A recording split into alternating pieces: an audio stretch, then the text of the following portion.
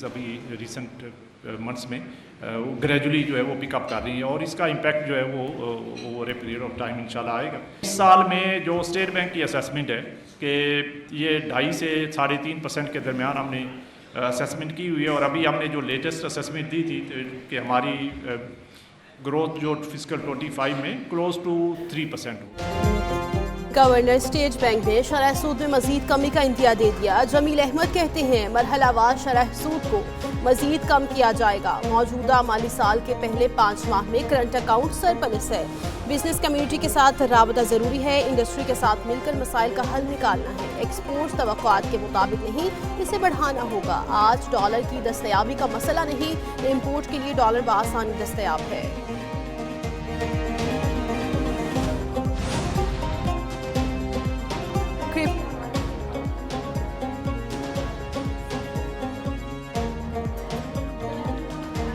Crypto currencies के हवाले से कवानीन मुरतब करने के लिए वर्चुअल ईट्स बिल 2025 जमा करवा दिया गया। ज़राए के मुताबिक private member virtual assets bill 2025 senator Afanullah ने जमा कराया। मुजव्विज़ा कानून क्रिप्टो करेंसीज दीगर वर्चुअल ईट्स तिजारत और इनके जवाबित को रेगुलेट करेगा। करेंसी को स्टेट बैंक के कवानीन के मुताबिक कानूनी हैसियत हासिल होगी। बिल में मनी लॉन्ड्रिंग और दहशतगर्दी की माली मुआवनत के इंसदाद के कवानीन की पासदारी लाजमी करा। कौमी असम्बली की कायमा कमेटी बराए निष्कारी का इजलास। PIA निष्कारी के लिए दोबारा इजहार दिलचस्पी की दरख्वास्त तलब करने का फैसला। सेक्रेटरी निष्कारी कमीशन की PIA की निष्कारी से मुतालिक पेशरफ्त पर ब्रीफिंग। कहा PIA की फरोख्त के लिए दोबारा मार्केट का रुख कर रहे हैं। IMF ने जहाजों की खरीदारी पर GST के खात्मे की दरख्वास्त मान ली। कोशिश है कि जल्द से जल्द PIA की निष्कारी का अमल मुकम्मल हो। हुकूमत IMF को अवाम को सस्ती बिजली देने पर राजी करने में नाकाम। IMF ने बिजली पर सेल्स टैक्स में कमी की दरख्वास्त मुस्तरद कर दी। वफाकी हुकूमत ने सेल्स टैक्स में कमी पर IMF से राय मांगी थी। IMF के मुताबिक कर्ज प्रोग्राम के तहत नए टैक्सेस से छूट नहीं दी जा सकती। सेल्स टैक्स छूट से टैक्स अहदाफ का हुसूल मुमकिन नहीं रहेगा। बिजली के बिलों पर 18% GST 2 मरतबा आयद है।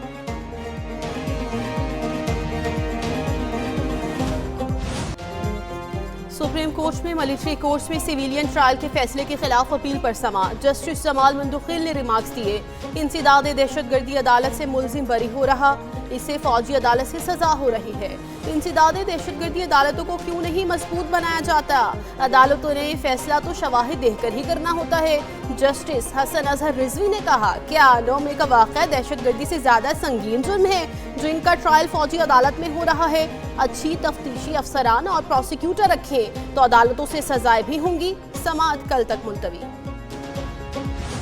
सुप्रीम कोर्ट में केस की समाअत के दौरान भारतीय जासूस कुलभूषण यादव केस का तज़किरा। जस्टिस मोहम्मद अली मजहर ने रिमार्क्स दिए। सुप्रीम कोर्ट ने मरकजी फैसले में आर्मी एक्ट के शिक 2G को कालादम करार दे दिया। आर्मी एक्ट के इस शिक को कालादम करार देने से मजमूई असर क्या होगा? क्या अब कुलभूषण यादव जैसे मुल्क दुश्मन जासूस का केस मिलिट्री कोर्ट्स में चल सकता है? जस्टिस मुसरत हलाली ने कहा, केस मिलिट्री कोर्ट्स के वजूद का नहीं बल्कि इख्तियार समाअत का केस है। कौन सा केस मिलिट्री कोर्ट्स में चलेगा, कौन सा नहीं चलेगा, ये तफरीक कैसे की जाती है?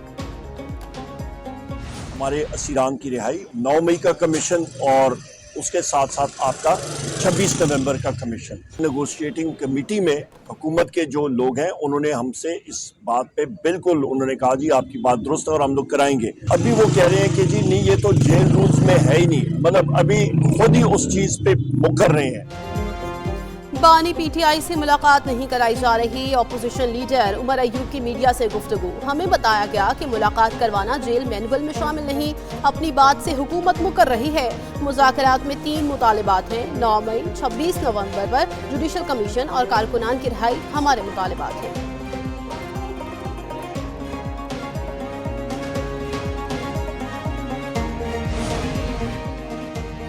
इलेक्शन कमीशन ने सेनेटर सैफुल्लाह अब्रो के खिलाफ नाहरी रेफरेंस खारिज कर दिया है। इलेक्शन कमीशन ने रेफरेंस का महफूज फैसला सुना दिया।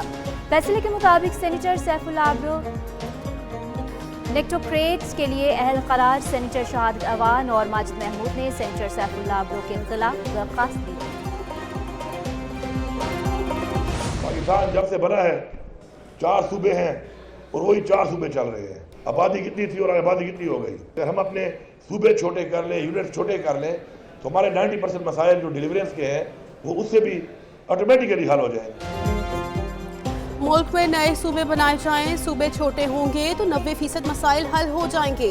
वज़ीर आला केपी अली अमीन गंडापुर कहते हैं केपी पहला सूबा है जिसने कर्जा उतारने के लिए 30 अरब का फंड मुख्तस कर दिया। हमें कशकोल तोड़कर हर इदारे को अपने पांव पर खड़ा करना है। हमने मुल्क को आगे लेकर जाना है। मुल्क की तरक्की के लिए इनकलाब जरूरी है। IMF की वजह से मजीद इकोनॉमिक जोन नहीं बना सकते। वजीर इत्तलात सिंध शर्जील इनाम मेमन कहते हैं ताजर और सनतकार खुशहाल होगा तो मुल्क खुशहाल होगा। किसानों को सहूलत देने से ज़राई शोबे में तरक्की होगी। सरकारी ज़मीनों से तजावुज़ात हटाना कई बार अज़ाब बन जाता है। ताजर बिरादरी और कारोबार को तहफ़्फ़ुज़ देना हुकूमत की जिम्मेदारी है। पानी का मसला हल करने के लिए फौरन काम किया जा रहा है। जमात इस्लामी का बिजली की कीमतों पर 17 जनवरी को मुल्क भर में एहतजाज का ऐलान। अमीर जमात इस्लामी हाफिज नईमुर रहमान कहते हैं फैसला किया अपनी एहतजाजी तहरीक को असर नौ शुरू करेंगे। स्टॉक मार्केट में बेहतरी से पेट्रोल डॉलर की कीमत कम क्यों नहीं हुई?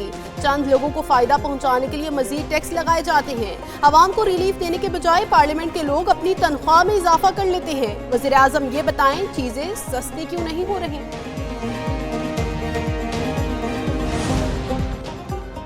विफाक के बाद सूबों में रजिस्ट्रेशन का मामला। जमीयत उलमा इस्लाम ने सूबों में मदारिस के रजिस्ट्रेशन के लिए मुसवदा तैयार कर लिया। मुजवज़ा मुसवदे की कॉपी एक न्यूज़ ने हासिल कर ली। एक्ट सूबा सोसाइटी रजिस्ट्रेशन तरमीमी एक्ट 2025 कहलाएगा। सोसाइटी के रजिस्ट्रेशन तरमीमी एक्ट 2025 के आगाज से पहले मदारिस अगर पहले से रजिस्टर्ड नहीं है तो इस एक्ट के तहत 6 माह के अंदर रजिस्टर्ड हो सकता है। टल से गजाई अशिया की 40 गाड़ियों का पहला काफिला पारा चुनार पहुंच गया। खाने पीने की अशिया समेत दीगर जरूरी सामान शामिल। डेप्यूटी कमिश्नर कुरम इशफाक खान का कहना है मुतासरीन के लिए लाया जाने वाला इमदादी सामान भी बग्गन लोयर कुरम पहुंचा दिया गया। जिला कुरम में अमन का सफर शुरू हो गया। कुरम में अमन को नुकसान पहुंचाने वाले जिम्मेदारान के खिलाफ सख्त कार्रवाई होगी।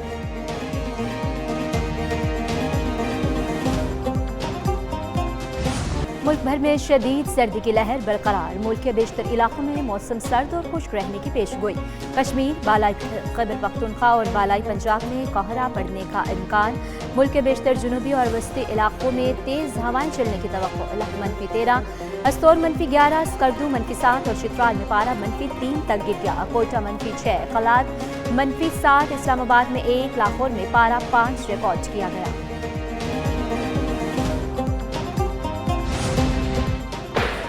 सरगोदा के इलाके खुशाब रोड पर कार पर नामालूम अफराद की फायरिंग। 4 अफराद जाँ बहक, 3 राहगीर शदीद जख्मी। फायरिंग के बाद मुलजिमान मौका से फरार हो गए। IG पंजाब डॉक्टर उस्मान अनवर का नोटिस। RPO सरगोदा से रिपोर्ट तलब। मुलजिमान की गिरफ्तारी के लिए तमाम वसाइल बरूए कार लाने की हिदायत।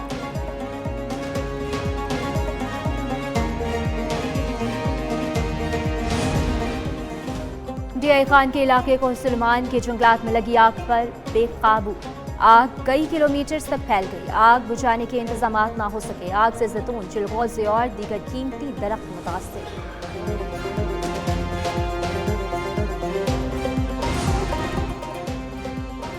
अमरीकी शहर लॉस एंजलिस के करीब जंगलात में लगी आग बेकाबू। अमरीकी मीडिया के मुताबिक लॉस एंजलिस में 5 मकामात पर आग से 5 अफराद हलाक, मुतअद्दिद जख्मी। 50 अरब डॉलर से ज़ायद का नुकसान।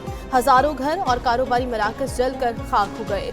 आग से 3000 एकड़ से ज़ायद रकबा मुतासिर। 30,000 अफराद ने इलाका छोड़ दिया। 1000 से ज़ायद मकान और इमारतें आग की लपेट में आ गईं। फायर ब्रिगेड हुक्काम के मुताबिक आग लगने की वजूहात मालूम नहीं हो सके।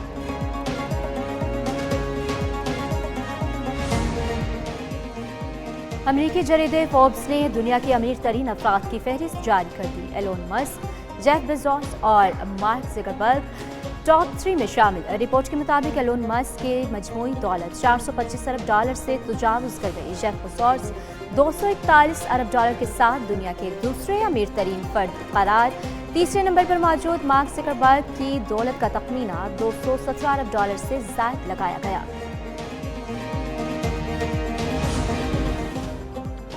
श्रीलंकन स्पिनर की न्यूजीलैंड के खिलाफ hat trick. Sri Lankan off spinner Maheesh Theekshana 2025 में हैट्रिक करने वाले पहले बॉलर बने। श्रीलंकन ऑफ स्पिनर महेश थिकशाना ने शानदार बॉलिंग करते हुए 4 विकेटें हासिल की। थिकशाना ने 35वें ओवर के आखिरी 2 गेंदों पर न्यूजीलैंड के कप्तान मिचेल सैंटनर और नॉथिन स्मिथ को आउट किया। फिर 37वें ओवर की पहली गेंद पर मैट हेनरी को चलता किया। न्यूजीलैंड ने श्रीलंका के खिलाफ 2-0 की फैसलाकुन बढ़तरी हासिल कर ली।